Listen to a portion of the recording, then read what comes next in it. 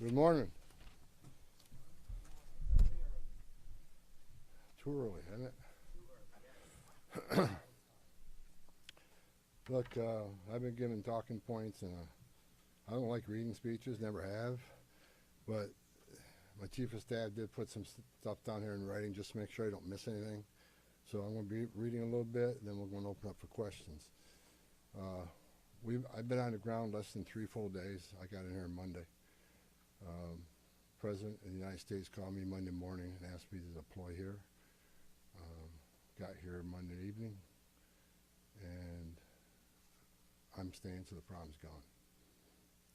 But we've made a lot of progress in the last 3 days. Marcos Charles, he's running ICE operations here. There you go. Rodney Scott, Commissioner of Customs and Border Protection, standing here beside me. Good morning, I'm Tom Homan, the Border Czar for President Trump. I'm here on behalf of the President, along with U.S. Commissioner for U.S. Customs and Border Protection, Rodney Scott, and Marcos Charles, who's leading the enforcement effort here right now. I've been on the ground since Monday to regain law and order in the city beloved by many, and work together to remove threats from the community.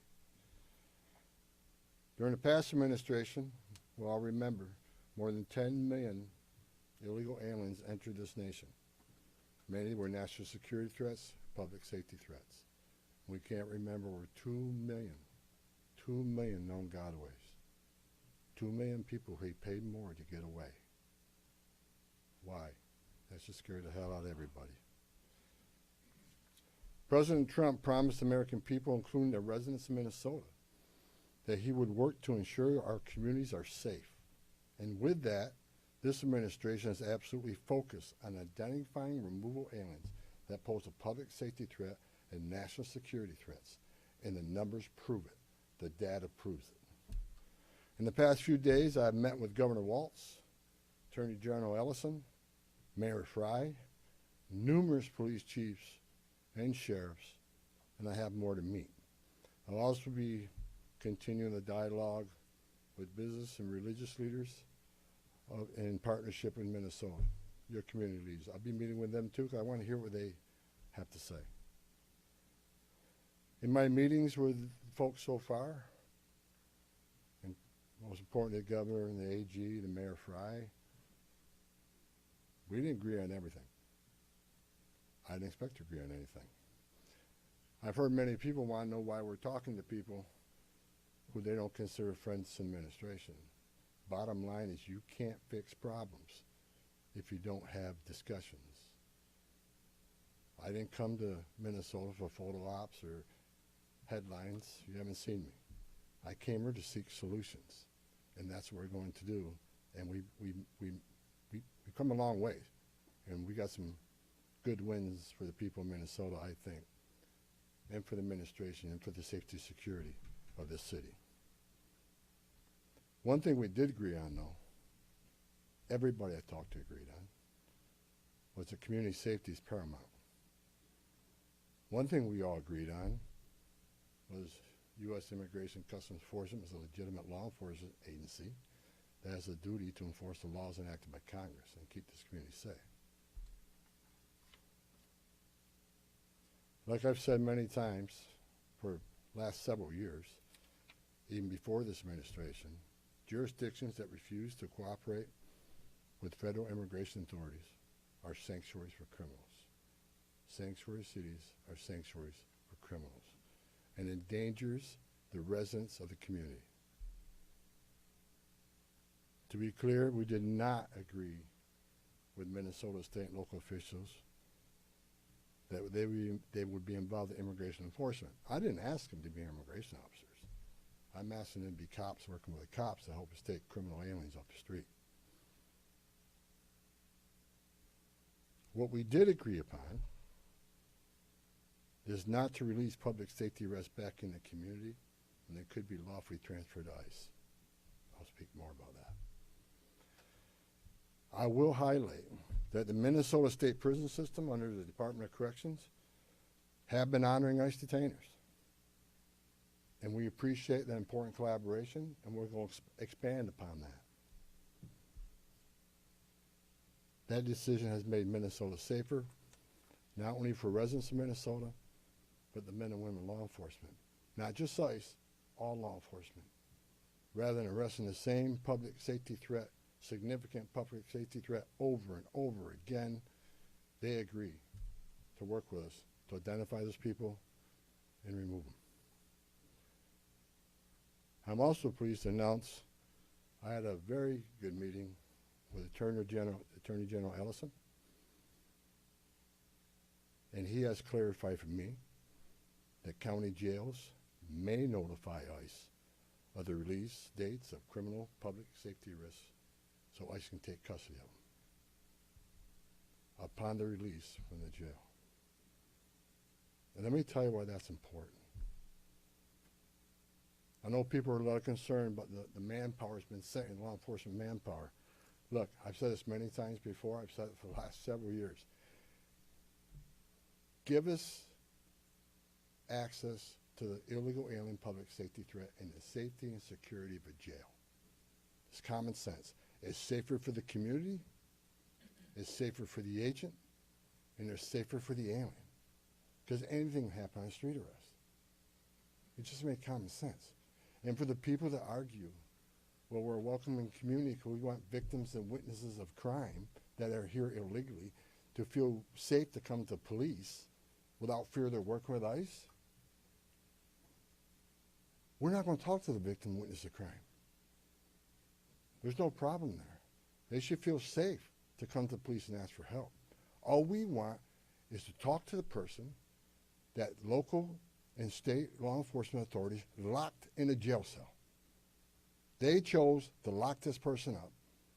That's who we want to talk to, the public safety threat.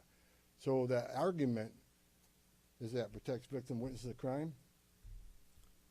It's a bunch of crap. Victims and witnesses of crime don't want the bad guy back in their neighborhood either. So great progress with the Attorney General and local sheriffs. And one thing, when we have these agreements, it takes less law enforcement agents to do the job.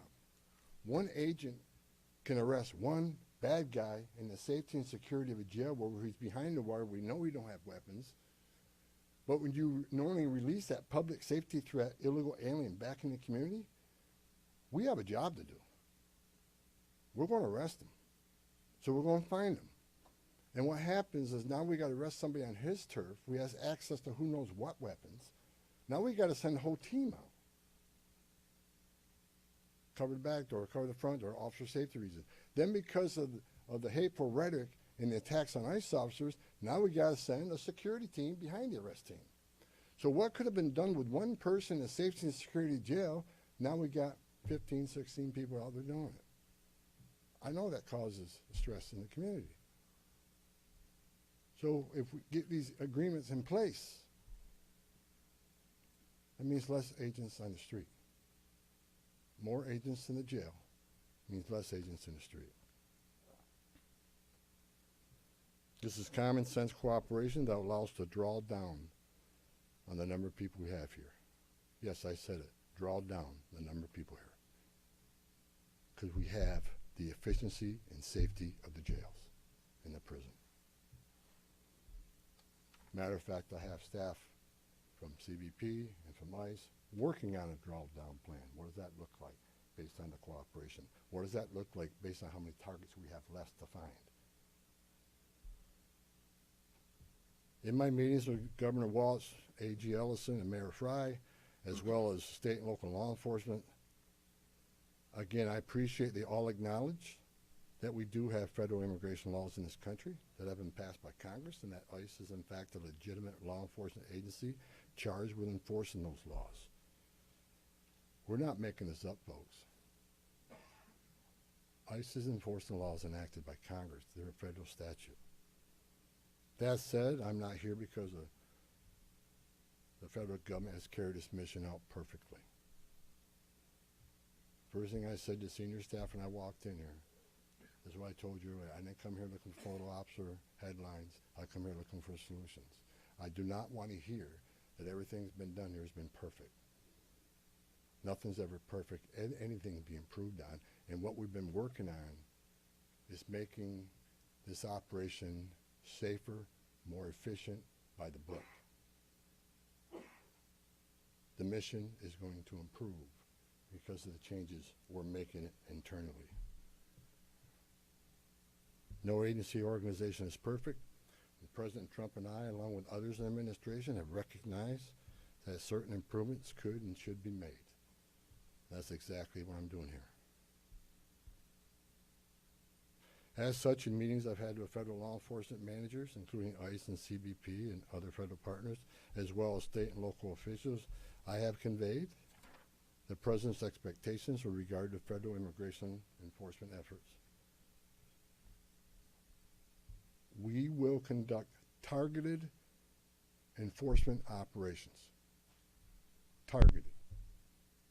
What we've done for decades. When we hit the streets, we know exactly who we're looking for. Good idea where we may find them. You have a criminal history. You have their immigration history. A lot of information about this person that we get from numerous databases out there. Targeted, strategic enforcement operations. That's traditionally been the case, and that's where we're going. That's what we're going to continue to do and improve upon that. With a prioritization on public safety threats. I want to be clear. I don't read a lot of social media. I don't read a lot of media. I don't believe half what I see. We are not surrendering the President's mission in immigration enforcement. Let's make that clear. Prioritization of criminal aliens doesn't mean that we forget about everybody else. That's just simply ridiculous. But when you have a criminal standing here and a non-criminal standing there, that criminal always should be targeted first because he's a significant concern to the safety and security of the community. By at large for decades, ICE and CBP have carried out their duties with integrity, professionalism, and compassion. That remains the expectation under President Trump, and I will, hold our agents and officers to that standard. I'm almost done, and Tom can be Tom. As far as the agitators, that said, I want to reiterate and make very clear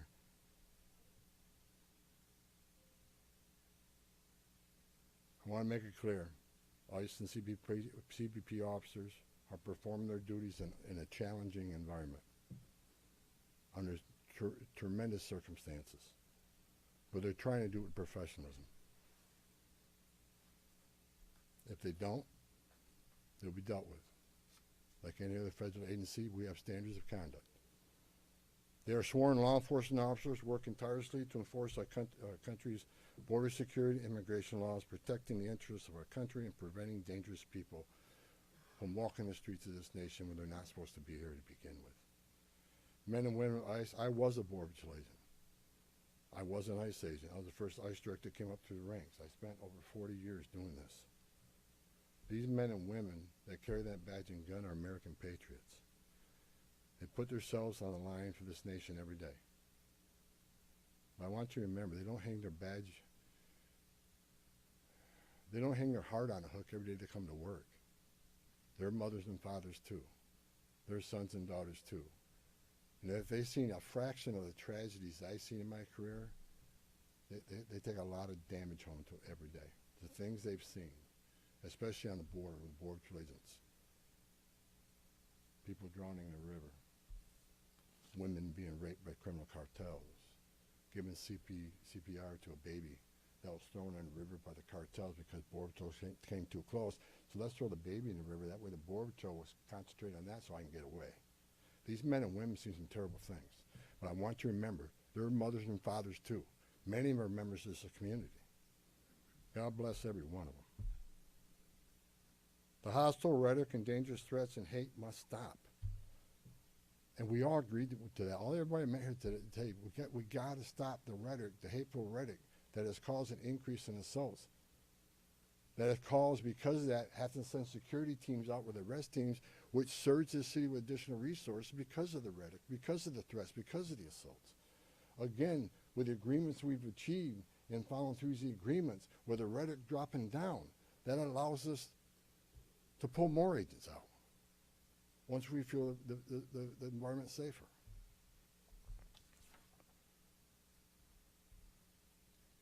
I begged for the last 2 months on TV for the rhetoric to stop. I said in March, if the rhetoric didn't stop, there's going to be bloodshed.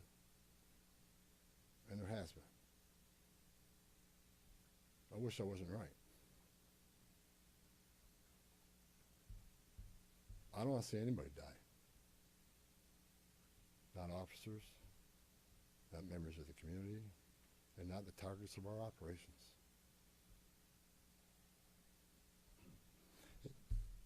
For the people out there who don't like what ICE is doing, if you want certain laws reformed, then take it up with Congress. Again, ICE is making this up. They're enforcing laws enacted by Congress and signed by the President. The same laws have been on the books for the last 6 presidents I worked for. I started with President Reagan and ending with President Trump. Every administration, we enforce the same laws. If you don't like what ICE is doing, instead of protesting this building, go protest Congress. Tell me you want changes. You have your First Amendment rights, I support that. You have the right to protest. I'm just asking you to keep it peaceful. But threatening law enforcement officers, engaging in impeding and obstruction and assault is never okay. And there will be zero tolerance. You interfere, impede, assault an ICE officers, you will be arrested. Like I said a bit earlier in my meetings with Governor Walton Ellison and Frey, as well as state and local law enforcement, I appreciate they acknowledge this, that public safety should be paramount. The chiefs I've talked to committed to responding to 911 calls when protesters turn violent, agents are in a dangerous situation, and there's assaults. They have committed to upholding public safety and responding to the needs, not to enforce immigration law, but to keep the peace. With that, I call upon those officials to stand shoulder to shoulder with us to tone down the dangerous rhetoric and condemn all unlawful action against law enforcement in the community. There are many ways your voice can be heard, express your feelings, and affect change in the country without crossing that line. Political and other disagreements in this realm should not be at the expense of public safety or the safety of federal law enforcement officers. In closing, I want to thank the state and local officials here in Minnesota that I met with and the many I'm going to meet with. We've had meaningful dialogue. And look, again, we didn't agree on everything, but we agreed on the things I just talked about. There's much more we can do.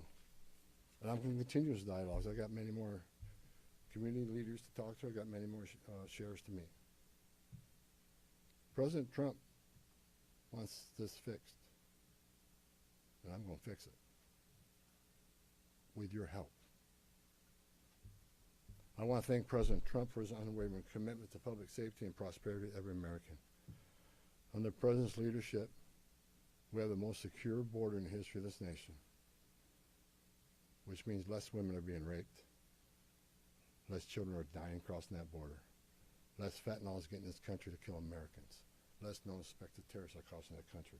And we don't have 2 million unknown gotaways. We don't know who the hell they are. A secure border, we have stronger national security. A secure border saves lives. When 96% less people come in, how many women aren't being sexually assaulted by members of the cartel? How many people aren't dying making that journey? How many Americans aren't dying of fentanyl overdoses? How many women and children aren't being sex trafficked in this nation? The data proves it, and we can find that data. So God bless this great nation. God bless Minnesota. We can do better. And I thank your local and state leaders meeting with me. We made some significant gains, significant coordination and cooperation, and you're going to see some massive changes occurring here in this city. Thank you. Mr. Homan, Hold on, right here.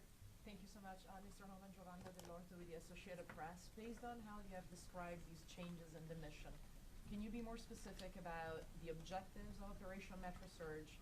If what you have described changes the parameters for interior enforcement only in Minnesota or also in Maine and other places? And finally, when will you consider that those objectives will be achieved and this operation will end? Is it in terms of agents on the ground, in terms of who you are targeting for arrests? The withdrawal of law enforcement resources here is dependent upon cooperation. Like I said, one agent arresting one bad guy in the jail means less agents on the street. We have some agreements. We got more to talk about how we're going to implement those agreements. But as we see that cooperation happen, then the redeployment will happen. Look, target enforcement operations should happen across the nation. That's what we've done for decades. And with target enforcement operations, I've done many of them. It just makes it safer for everybody.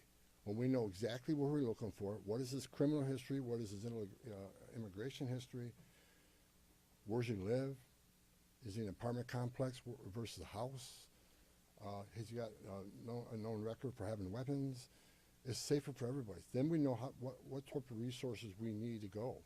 And you know, it just makes this operation cleaner, more efficient, and it's proven less violence when we know exactly what we're getting into and we can take the necessary precautions to keep everybody safe.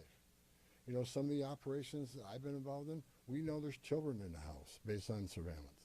So we know you got to be a little bit different when you go in the house because there's going to be children present. So target enforcement operations, the way we've always done it, I think we got away from a little bit. And we're going to make sure we do target enforcement operations. And look, and I will say it again, you know, we are not surrendering our mission at all. We're just doing it smarter. Right here. Shimon Prokopez from CNN. Mr. Homan, how did we get here in terms of you had Greg Bovino, who was the face of this immigration operation, the mission, as you say, to having border patrol agents in the interior of this country, stopping U.S. citizens, asking them for ID, creating this fear in places like Chicago and now here. And then finally, it took really the death of Alex Petty for us to get here. How did that happen? Who made the decisions to allow this kind of operation to proceed in this way and to create such fear?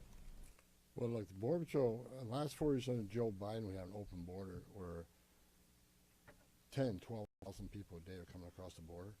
Border Patrol got overwhelmed, which means we sent thousands of ICE agents down there to help deal with that humanitarian crisis, to help secure the border. Now we have millions of people released in this nation, many unvetted. Now we got to find them. Before the big, beautiful bill, we had a total just under 5,000 deportation officers to look for millions of people, many in public safety threats. So yes, we needed Border Patrol to come and help on our mission now. And reason for the massive deployment is because of the threats, because of the violence. Our officers need to be protected. If I'm on an operation, an arrest team, I'm going to a house, I got to be busy with that guy, the dangerous guy, and I can't keep looking over my shoulder at what's happening outside the house. So we brought extra resources in to provide that security. And as I said, as we drill down on these great agreements we got, and this great understanding we have means less. So we can draw down those resources. When the violence decreases, we can draw down those resources. But based on the discussions I've had with the governor and the AG, we can start drawing down those resources as far as those looking for public safety threats being released, and do it in the jail with much less people. So the drawdown is going to happen based on these agreements. But the drawdown can happen even more if the hateful rhetoric and the impediment and interference will stop.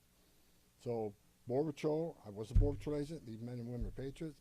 God bless them. They're here to help us. And the drawdown will come soon, depending on when this actually, I see this in play.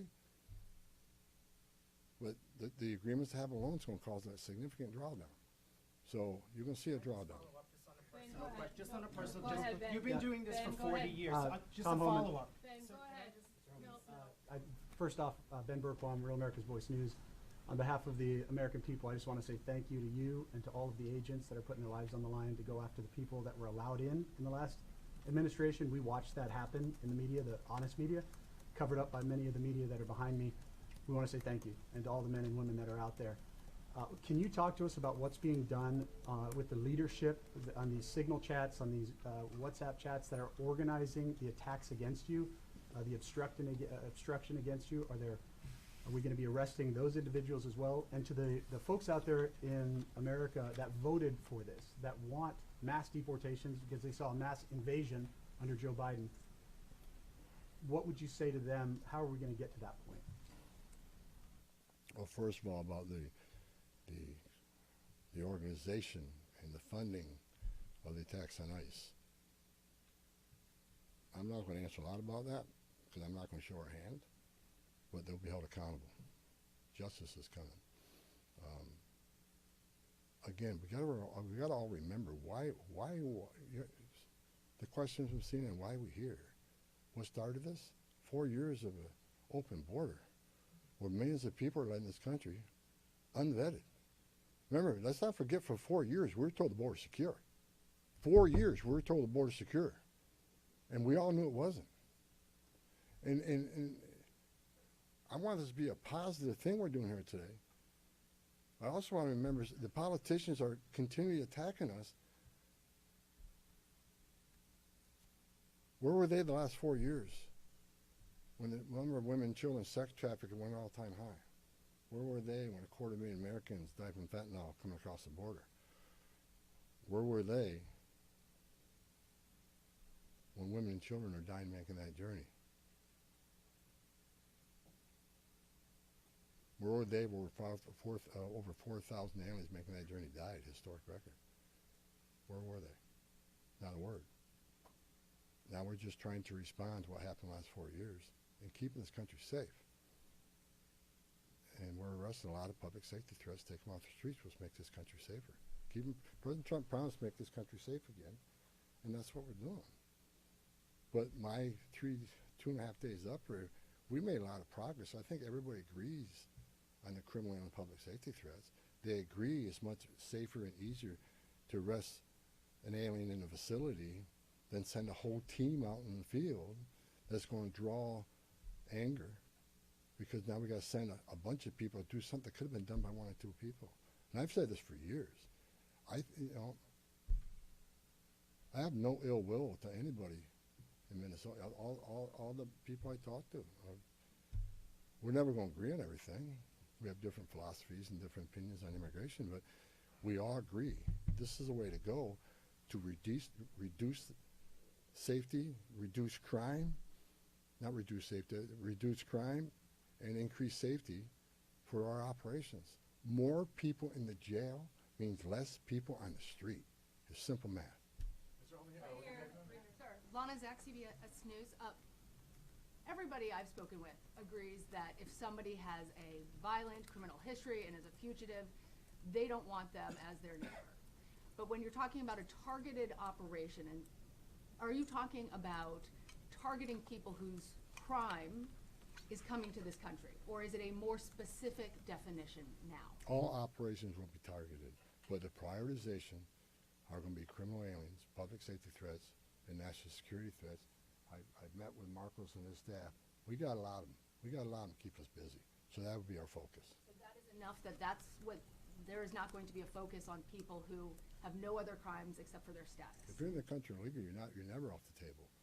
But prioritization doesn't mean you forget about everybody. So let me say this. If the message we send is you can enter this country illegally, it's a crime, don't worry about it. You can have your due process, show up in court, not show up in court, get ordered moved, don't worry about it. Unless you commit a serious crime, you're good to go. If that's the message we send to the world, you're never going to fix this problem. The most vulnerable people in the world will make that dangerous journey like they did under the Joe Biden administration. Over 4,000 aliens died making that journey. And it's, again, a significant increase in sex trafficking.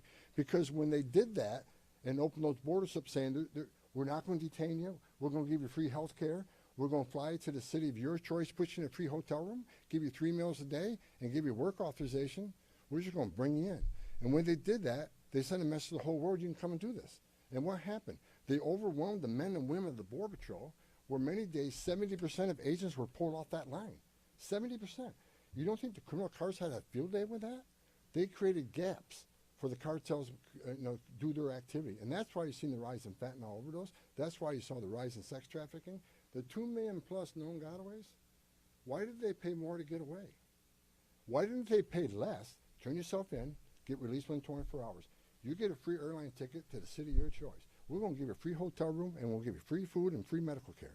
And you're going to get work authorization in 6 months. Why did 2 million people choose to pay more not to take advantage of that giveaway program? They didn't want to be vetted. They didn't want to be fingerprinted. That scares the hell out of me, and it does still. The Trump administration with ICE and Secretary Noem and Marco Rubio and the intelligence community, Tulsi Gabbard, we're all working together to try to identify who these people are. And we've already found many of them, but it's hard work to do. But there are national security threats walking this nation because of the last administration. And they are one of our main priorities, too. Thank you. Can you please be specific about how many ICE and how many Border Patrol agents are currently operating in the state? I think we're near 3,000. There's been some rotations. Another thing I witnessed when I came here, I'll share this with you. I met with a lot of people, a lot of the agents. They've been in theater. Some of these people have been in theater for 8 months. So there's going to be rotations of personnel. Hopefully less now that we have some agreements. Maybe we can make it more efficient and safe. But they've been in theater a long time. And so, there's rotations happen all the time to get people out of here and go home, get some rest and see their families. Day after day, can't eat in restaurants, day after day, having people spit on you and blow whistles at you, day after day, having all these threats at you, day after day, having people trying to interfere with you, day after day, they're human. So, we've got to rotate these people, and we've already rotated some, but my main focus now is drawdown based upon the great conversations I've had with your state and local leaders. Again, I'm not a fool. I'm not walking away without seeing this put in place. But I take the word of the people I met with. I think they're honest, and I think they're good brokers that they want public safety protected, and they also want what's happening in the city to go away. And that's my goal. Last question in the back. Muller Newsmax. The new video of Alex Preddy is now circulating. Your reaction to that, and do you think law enforcement could have played a role if, let's say, Minneapolis police were able to respond to that? Have those top law enforcement officials said they'll help or do anything to help these agents who are out here? I'm not going to comment on any of these shootings. I said from day one, I said on any of these shootings, as a career law enforcement officer, we'll let the investigation roll out, let the investigation play out, and let it go where it goes. I'm not going to come out and make any comments that I think is right, wrong. Do I have an opinion? Yeah. My personal opinion, but I'm not going to share that with you. I'm going to tell you, let the investigation play out and see where it goes. But again, the president, one of the words he said to me when I came up here, he said he didn't want to see anybody die. The less interference, the less rhetoric, the less, I have buried Border Patrol agents and I buried ICE agents throughout my career, and the saddest thing I've ever done is hand a folded flag to a wife or a child. I don't want to see anybody die, even the people we're looking for. I don't want to see anybody die. And despite what people think of Tom Homan, I say a prayer every night that everybody goes home safe. This isn't good. But I think my conversations the last 2.5 days are leading us to a safer community, letting ICE officers operate in the safety and security of a jail more than on the street. I think anybody here with common sense would say it's safer to arrest a public safety threat and the safety and security of a jail.